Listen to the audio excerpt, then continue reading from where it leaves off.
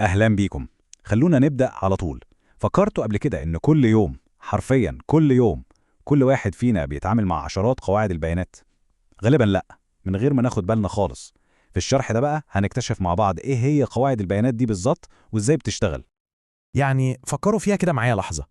من أول لايك بنعمله على فيسبوك أو إنستجرام لغاية آخر حاجة اشتريناها أونلاين، أو حتى أبسط حاجة رسالة بنبعتها على سلاك أو تيمز في الشغل. كل حركة من دول، كل كليك بتخلق بيانات.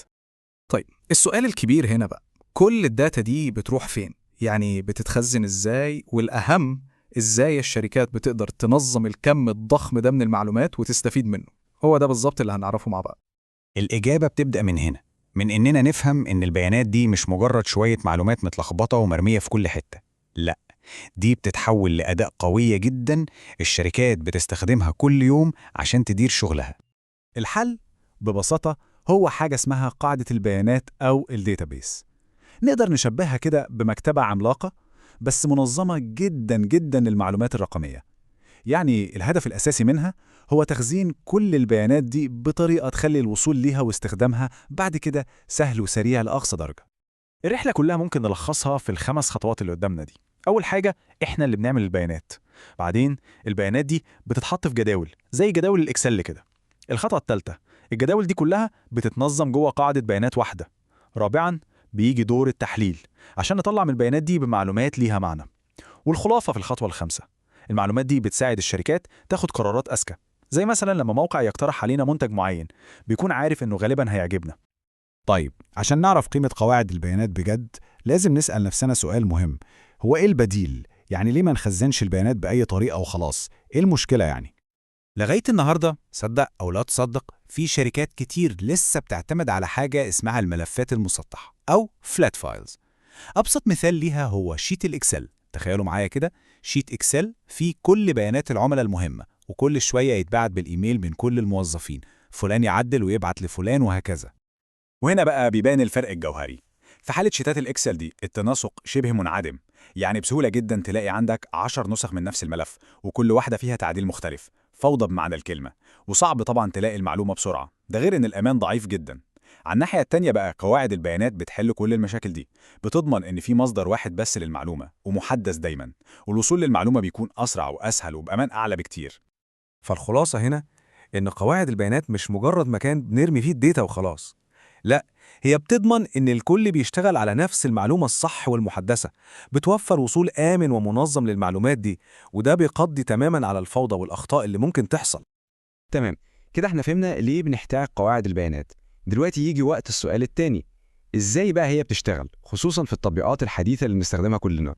بصوا، أغلب التطبيقات اللي على موبايلاتنا أو اللي بنستخدمها على الويب النهاردة مبنية على هيكل مشهور جدا اسمه بنيات الثلاث طبقات، أو بالإنجليزي 3 tier architecture. الفكرة كلها متقسمة لثلاث طبقات بتشتغل مع بعض في تناغم. الطبقة الأولى دي الواجهة اللي احنا بنشوفها ونتفاعل معاها، الأزرار والقوائم كل ده. الطبقة الثانية هي الخادم أو السيرفر، وده نقدر نعتبره العقل بتاع السيستم كله، هو اللي فيه كل منطق الشغل. والطبقة الثالثة والأخيرة هي قاعدة البيانات نفسها، ودي تعتبر الذاكرة اللي متخزن فيها كل الداتا بتاعتنا. النموذج ده ليه مزايا قوية جدا. أول حاجة الأمان، لأن الخادم بيقف زي حيطة سد أو جدار حماية قدام قاعدة البيانات.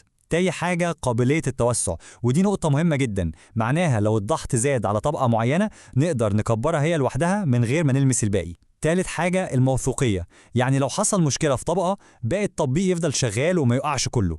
وأخيرا سرعة التطوير، لأن الفرق المختلفة تقدر تشتغل على كل طبقة بالتوازي، وده معناه تحديثات ومميزات جديدة بتوصلنا أسرع. طيب، عالم قواعد البيانات ده مش ثابت، بالعكس ده بيتطور بسرعة رهيبة. تعالوا ناخد رحلة سريعة كده نشوف شكله كان عامل ازاي زمان وبقى عامل ازاي النهاردة. القصة بدأت في الستينيات مع ظهور أول أنواع قواعد البيانات واللي كانت اسمها الهرمية. بعدها في السبعينيات حصلت طفرة كبيرة بظهور قواعد البيانات العلائقية، ومعاها لغة SQL اللي كتير مننا سمع عنها. لكن النهاردة الوضع مختلف تماماً. إحنا دلوقتي في عصر النو SQL اللي معمولة عشان تتعامل مع أنواع بيانات معقدة جداً زي اللي بتطلع من السوشيال ميديا، وكمان عصر قواعد البيانات السحابية.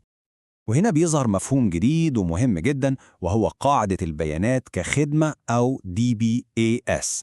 الفكرة بكل بساطة بدل ما كل شركة تجيب ناس متخصصين وتدير قاعدة البيانات بنفسها بكل صدائها من صيانة وأمان وتحديثات، لا، هي بتروح لشركة تالتة متخصصة زي أمازون أو جوجل، والشركة دي هي اللي بتشيل كل الحمل ده.